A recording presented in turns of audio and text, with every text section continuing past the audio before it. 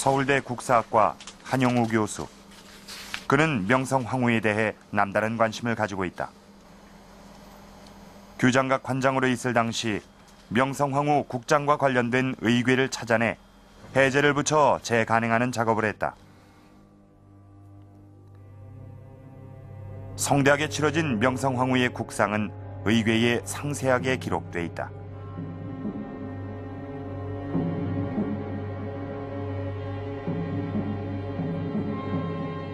고종이 직접 지은 명성황후 행록.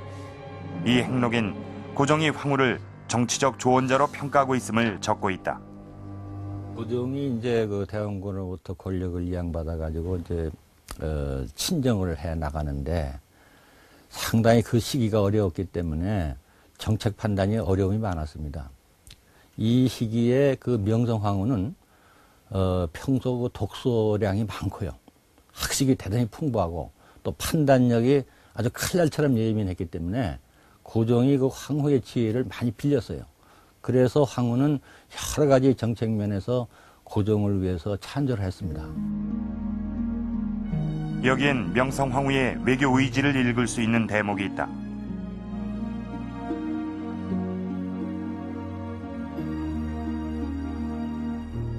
수원, 즉 먼 나라와 편하게 지내란 것이다. 당시에 이제 일본과 서양 세력이 들어오는 그런 상황 속에서 어떻게 판단했느냐면은 가까운 일본보다는 먼 나라인 서양이 덜 위험하다고 판단한 것입니다.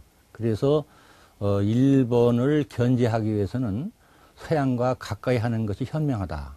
그래서 이제 서양에도 뭐 러시아도 있고 미국도 있고 여러 나라가 있습니다만은 미국과 러시아를 포함한 범서방 세계와 친교 관계를 가까이 하고 그러한 서방 세계의 힘을 빌려서 일본을 견제하려고 한 것입니다. 청일전쟁 도회. 이것은 청일전쟁 당시 일본의 승리를 그린 만화다. 일본이 그린 작품으로 청나라를 무찌르는 일본군의 모습이 잘 나타나 있다. 열강이 조선의 이권을 놓고 각축을 벌이던 때 청과 일본이 조선을 강점하려다 싸운 전투가 바로 청일전쟁이다. 전쟁에 승리한 일본은 이것으로 조선 진출의 본격적인 발판을 마련했다.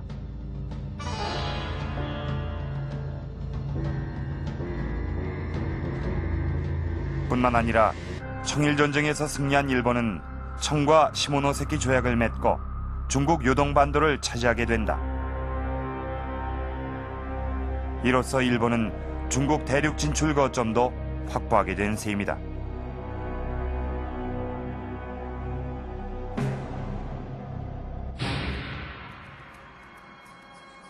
그런데 일본이 요동반도로 진출하자 러시아는 독일과 프랑스를 끌어들여 이에 제동을 건다.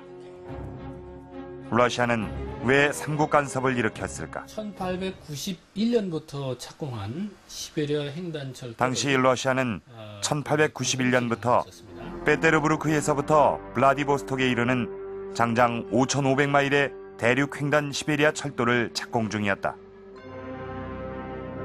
러시아는 이 시베리아 철도를 완공하여 대대적으로 남하려는 계획이었다.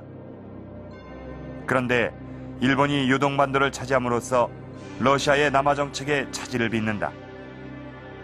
그래서 러시아는 일본의 요동반도 진출에 제동을 건 것이다.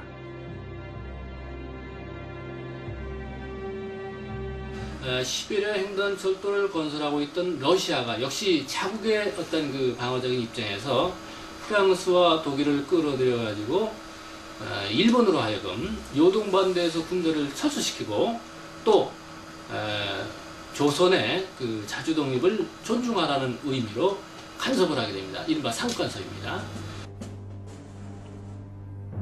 명성황후는 이런 국제적 흐름을 놓치지 않았다.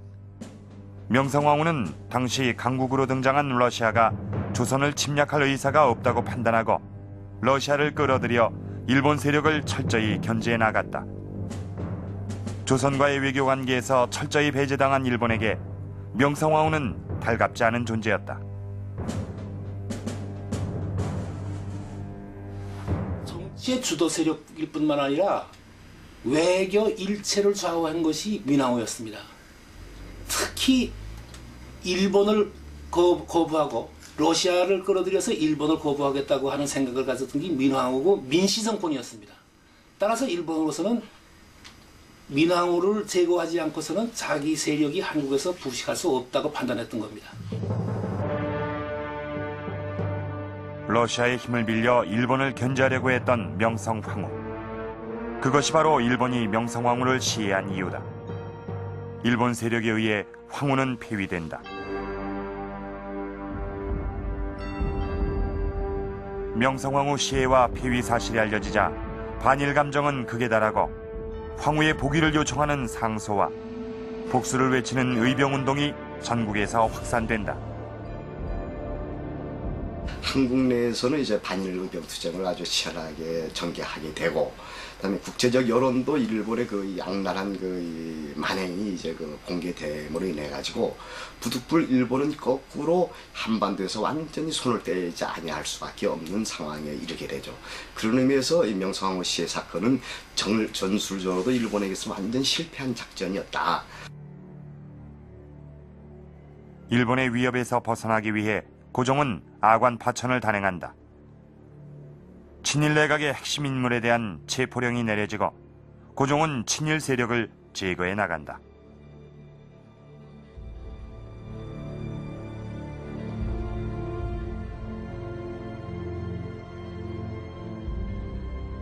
고종은 명성황후 장례를 국가과제로 삼았다.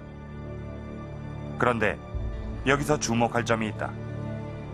고종이 명성황후의 장례를 수차례 연기한다는 것이다.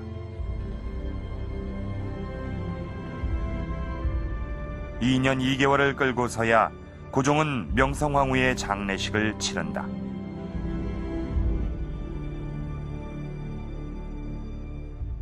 이 장례식이 늦어진 이유는 일본의 을미사변에 대한 국민 각계각층의 반성과 자각, 또 복수에 대한 열기, 이런 것이 합쳐지면서 자주적인 근대국가로서 대한제국을 세우는 과정이었다.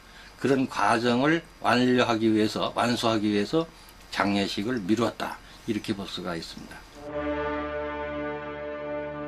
고종은 2년 2개월 동안 명성황후의 장례식을 끌면서 대한제국의 바탕이 되는 조직들을 만들어간 것이다.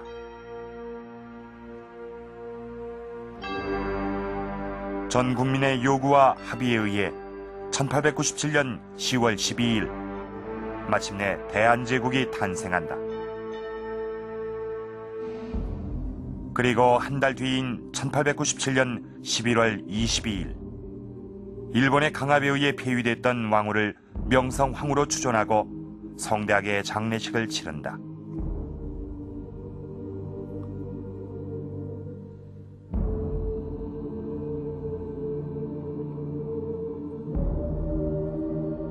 명성황후의 죽음은 나라와 국민의 하나됨을 이끌었다. 황후의 죽음이 최초의 근대국가인 대한제국을 탄생시키는 계기가 된 것이다.